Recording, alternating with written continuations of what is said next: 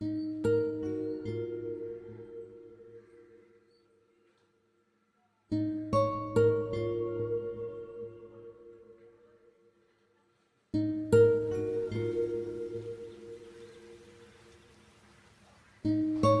கதை எழுதுறது?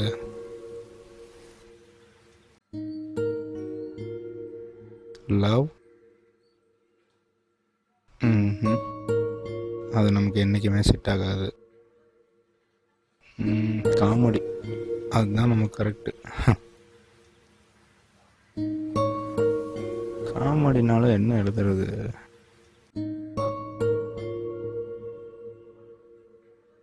அட போடி, இன்டர்வியூ போகவே கடுப்பாக இருக்குது.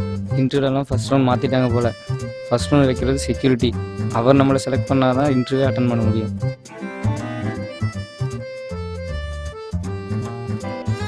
ஐயோ, இவன் வேறு படம் எடுக்கிறேன் அது எடுக்கிறேன்னு கடுப்பேற்றுவானே. வரண்டா டே, ஒரு நிமிஷம் ரெடி. என்னடா பண்ணுற? நான் ஷார்ட் ஃபிலிம் கதை எழுதுறான்னு வந்தேன். எப்பாடி, நானே எல்லாம் வெறுத்து போய் சுற்றிட்டு இருக்கேன். கடுப்பேற்றாத. ஒரு கதை சொல்லிட்டு போடா. கதை தானே, செம்ம கதை ஒன்று இருக்குது, வந்து சொல்கிறேன். சொல்லு பேபி. பேபியா?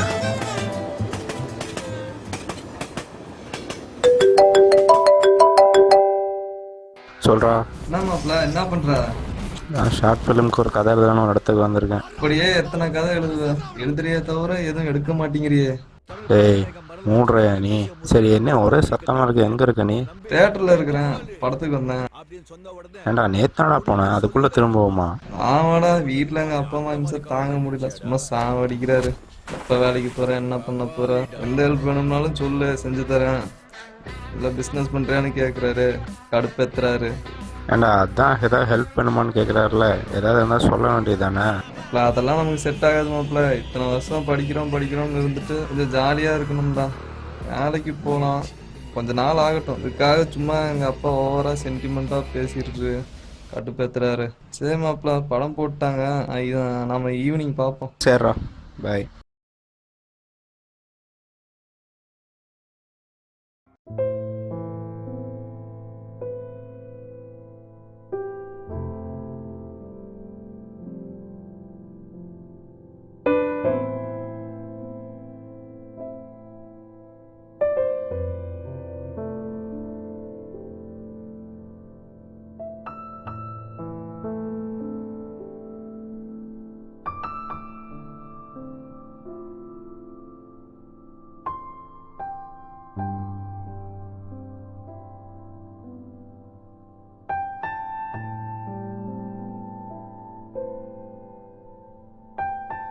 ஒருத்தன் வாழ்க்கையில் இழக்கவே கூடாத 2 விஷயம். ஒன்று அவனோட உயிர், இன்னொன்று அவனோட அப்பா. அப்பா இருக்க எவனும் கடவுளை தேடி போக வேண்டிய அவசியம் இல்லை.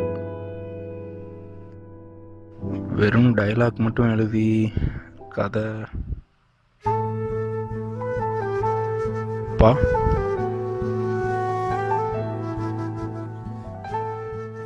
என்னடா நோட்டு பெண்ணெல்லாம் என்ன பண்ணுற? தான்ப்பா, நம்ம ஷார்ட் ஃபிலிம் கதை எழுதலான்னு வந்தேன். என்ன கதை? எதை பேஸ் பண்ணி? கெஸ் பண்ணுங்க பார்க்கலாம். நான் பார்த்துட்டேன். என்ன, அப்பாக்கள் பற்றின கதையா? என்னடா திடீர்னு? ஆமாப்பா, வேற ஒரு கதை தான் எழுதலான்னு வந்தேன். ஆனால் என் ஃப்ரெண்டு ஃபோன் பண்ணான், அவன் கொடுத்த ஐடியா தான் இது. அப்படியா? என்ன சொன்னான்? அவங்க அப்பாவை திட்டிகிட்டு இருந்தான். அவர் ரொம்ப பேசிகிட்டே இருக்காராம். என்ன பண்ண போகிற, என்ன ஐடியாவில் இருக்க, பிஸ்னஸ் பண்ணாதான் ஹெல்ப் வேணுமா, அது இதுன்னு கேட்டு சாவடிக்காருன்னு சொன்னான். எனக்கெல்லாம் நீங்கள் அடித்தாலும் பரவாயில்ல, எவ்வளோ டார்ச்சர் பண்ணாலும் பரவாயில்ல, கூட இருந்தால் போதும்னு நினைக்கிறேன். அவன் என்னடா அண்ணா பேசிகிட்டே இருக்காருன்னு கம்ப்ளைண்ட் பண்ணுறான். இருக்கணும் தெரியாதுப்பா அப்பாவோட அருமை. ரொம்ப கஷ்டமாக இருக்குது நீங்கள் இல்லாமல். நீங்கள் கொஞ்சம் கவனமாக இருந்திருக்கணும். உங்கள் உடம்பு மேலே அக்கறை காட்டி இருந்திருக்கணும். குடும்பத்து மேலே இருக்க அக்கறை உங்கள் உடம்பு மேலே இருந்திருக்கணும். நீங்கள் இல்லைன்னா அந்த குடும்பம் இல்லைங்கிறத புரிஞ்சுருந்துருக்கணும். அதுக்கு ஏற்ற மாதிரி உங்கள் உடம்பை பார்த்துக்கல. ரிசல்ட் உங்களோட சாவு, எங்களோட இந்த நிலைமை. இது நீங்கன்னு இல்லை, நிறையா அப்பாங்க பண்ணுற தப்பு தான். குடும்பத்தில் எல்லாம் சரியாக இருந்தால் போதும்னு தான் உடம்பு மேலே அக்கறை காமிக்கிறது இல்லை. நானும் உங்கள் கூட தான்டா இருக்கேன். என்னால் எல்லாத்தையும் பார்க்க முடியுதே தவிர என்னால் எதையும் செய்ய முடியலையே. ஒருத்தனோட இறப்பெல்லாம் கடவுள் கையில் இருக்குது, நம்ம ஒன்றும் பண்ண முடியாதே. கடவுள் தப்பு பண்ணுற எவனும் சாகிறது இல்லையே. சரி, அப்பாக்களை பற்றி கதை என்ன எழுத போகிற? ஒரு அப்பா ஒரு குடும்பத்துக்கு எவ்வளோ முக்கியம், அவங்க எவ்வளோ கஷ்டப்படுறாங்க இந்த குடும்பத்துக்காக அப்படின்னு எழுதலான்னு இருக்கேன். ஓ குட். ஆனால் அப்பாங்க என்ன கஷ்டப்படுறாங்கன்னு யாருக்கும் தெரியலையே. அதான் எவ்வளோ கஷ்டப்பட்டாலும் வெளியே சொல்கிறது இல்லையே.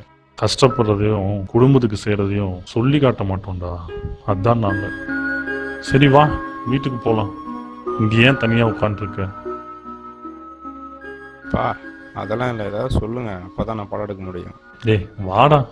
சரி, அட்லீஸ்ட் படத்துக்கு டைட்டிலாக சொல்லுங்கள்.